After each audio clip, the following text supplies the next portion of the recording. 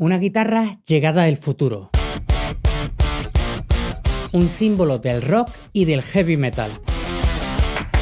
Hoy, en Guitarra Viva, hablamos de la mítica Gibson Flying V. Un modelo único que ha pasado por las manos de figuras como Albert King, Randy Rhoads, Kirk Hammett o el mismísimo Jimi Hendrix. Pero ¿sabías que esta guitarra fue un intento desesperado de Gibson para competir con Fender y que en sus primeros años fue todo un fracaso? De hecho, se dejó de producir. Si quieres conocer toda la historia de la Gibson Flying V, ya sabes, quédate y vamos a ello.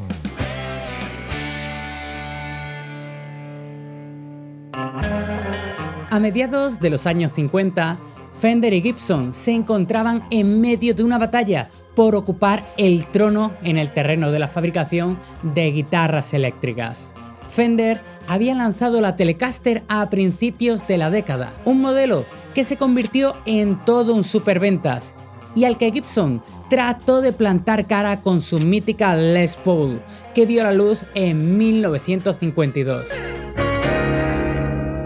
Sin embargo, las cifras de venta de la Les Paul no se acercaban ni de lejos a las de su competidora. Y antes de que la firma presidida por Ted McCarthy pudiera reaccionar, Fender lanzó su nuevo buque insignia, la Fender Stratocaster. Una guitarra que se convirtió en un éxito inmediato y amplió aún más la distancia entre una y otra empresa. Esto que te he contado ha sido solo para ponerte en contexto. Si quieres ampliar información sobre lo que fue la gran batalla empresarial entre Fender y Gibson, pues he hecho un vídeo en el que lo explico a la perfección. Y además también he hecho historias y documentales de la Telecaster, de la Stratocaster y de la Gibson Les Paul. Te dejo los enlaces aquí abajo. Ahora continuamos con la historia de la Flying V. Fender acaparaba cada vez más y más terreno, sobre todo con la llegada de la Stratocaster, que se convirtió en un símbolo del rock. Gibson tenía que actuar de inmediato, pero ¿qué estrategia podían seguir? Con la Les Paul habían tratado de asemejarse a la Telecaster, incluyendo un cutaway, y eso no les había funcionado para nada. Así que Ted McCarthy decidió que la estrategia debía ser desmarcarse por completo, hacer algo nunca antes visto, que les ayudara además a acabar con la imagen de Gibson como una firma estancada, sin capacidad de innovación y que seguía trabajando de la misma forma que a principios de siglo.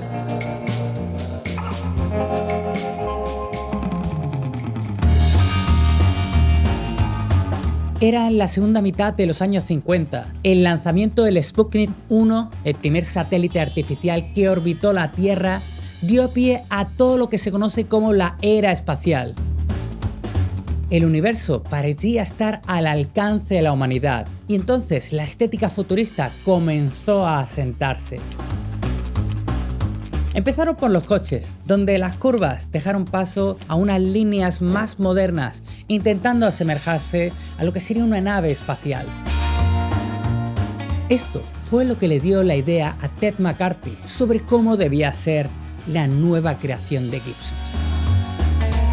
Ted McCarthy llegó a la sede de Gibson en Kalamazoo y plantó una idea sobre la mesa: el modernismo. Ese debía ser el hilo conductor de la nueva serie de guitarras con las que se intentarían, de nuevo, desbancar a Fender.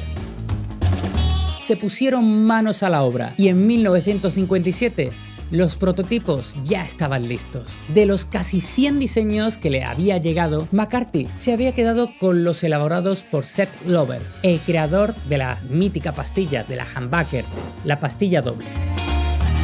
Eran 3 modelos.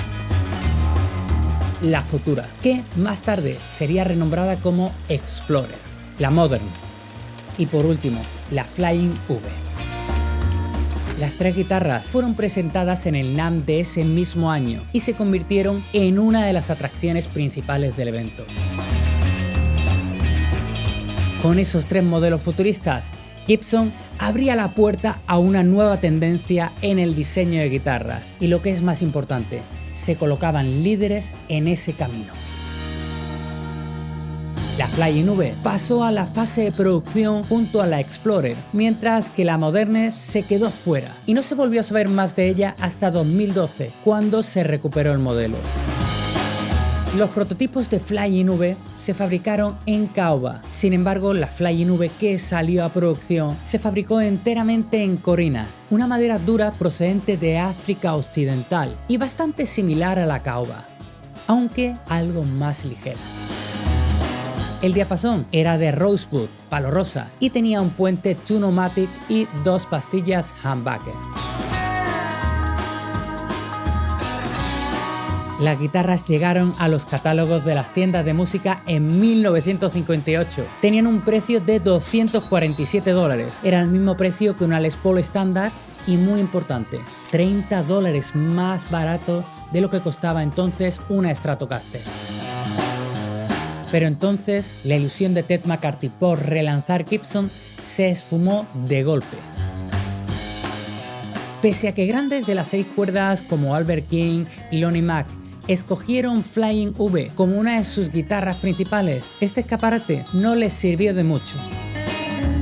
El primer año se vendieron tan solo 81 guitarras Flying V y fue peor en 1959, cuando las ventas cayeron a únicamente 17 unidades. Toda una ruina. Las Flying V servían únicamente como un reclamo vistoso en los escaparates de las tiendas de música, para atraer público que finalmente terminaban eligiendo otros modelos. Como consecuencia de esto, la Flying V dejó de fabricarse. La arriesgada apuesta de Gibson y en particular de su presidente Ted McCarthy había fracasado. Y fue entonces cuando ocurrió algo, un giro inesperado en el destino que lo cambió todo.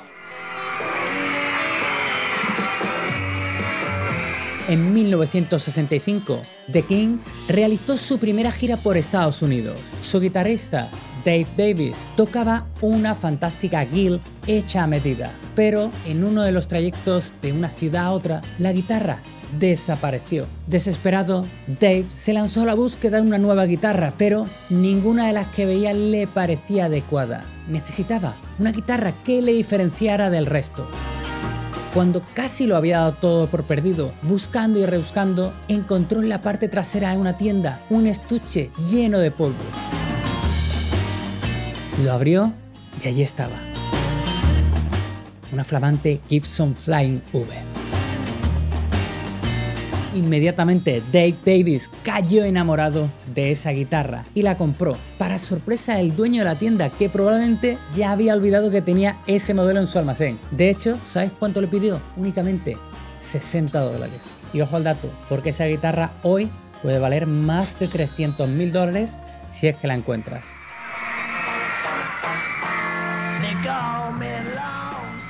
Dave Davis llevó desde entonces la Flying V como guitarra principal en todos los conciertos que le quedaban por Estados Unidos. Y de repente todos se empezaron a preguntarse ¿qué modelo es ese que lleva el guitarrista de los Kings?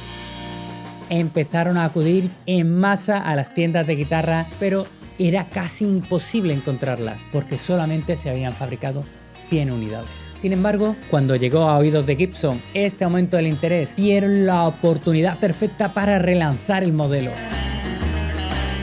Hicieron algunas ligeras mejoras, como cambiar el puente y ponerle el mismo que utilizaban en la Les Paul, y también aumentaron el tamaño del golpeador. Y de esa manera, en 1967, una nueva tanda de Flying V salió al mercado. Pero entonces pasó algo inesperado, un nuevo milagro para Gibson. Una Flying V llegó a las manos del mismísimo Jimi Hendrix. Fueron 3 los modelos de Flying V que pasaron por las manos de Jimi Hendrix. El primero estaba pintado a mano con motivos florales. El segundo, una Flying V estándar. Y el tercero, una versión para zurdos que Gibson produjo en exclusiva para él. Este, sin duda, fue el empujón definitivo. Tras haber sido descatalogada y casi olvidadas, la Gibson Flying V regresaban con mucha fuerza y esta vez para quedarse.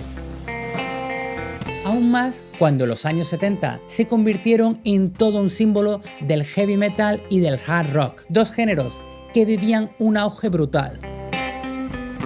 Cada vez era más frecuente ver estas guitarras en manos de genios como Billy Gibbons, James Hetfield o Kirk Hammett.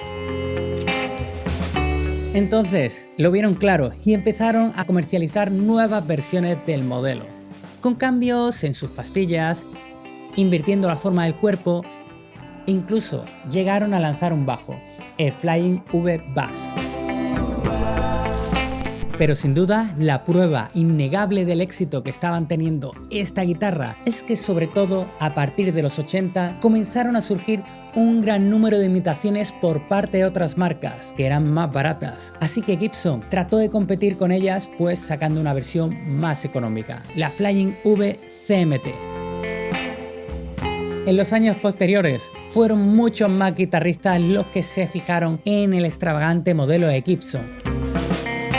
Es imposible no recordar, por ejemplo, la mítica Flying V de lunares del gran Randy Rhoads, de quien por cierto también tengo hecho la biografía en el canal, te dejo el enlace aquí abajo.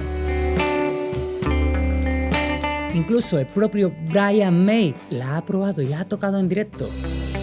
En definitiva, lo que en un primer momento parecía que iba a ser un proyecto totalmente fallido y una nueva derrota de Gibson frente a Fender, se convirtió con el paso de los años en todo un clásico del rock y un modelo que no puede faltar en el heavy y en el metal. No es la primera vez que esto le pasa a Gibson. De hecho, tanto la Les Paul como la SG, que ahora son guitarras históricas, también fracasaron en sus inicios y volvieron a resurgir cuando grandes artistas las empezaron a utilizar. Esto me lleva a pensar, ¿es posible que aporte más valor que un gran guitarrista utilice una guitarra que la calidad en sí del propio instrumento? ¿Tú qué crees? Déjamelo escrito aquí en los comentarios a ver si llegamos a un consenso y resolvemos este misterio. Bueno, y hasta aquí el documental de la mítica Gibson Flying V. Este modelo rompió todas las reglas del diseño y dejó claro que Gibson también era capaz de arriesgar y de innovar. ¿Y a ti qué te parece esta guitarra? ¿Solo es para heavy? ¿Solo es para metal? ¿Solo es para rock duro? Espero que te haya gustado el vídeo y si es así, ya sabes, nos vemos en el próximo o en Guitarra Viva. ¿Dónde si no?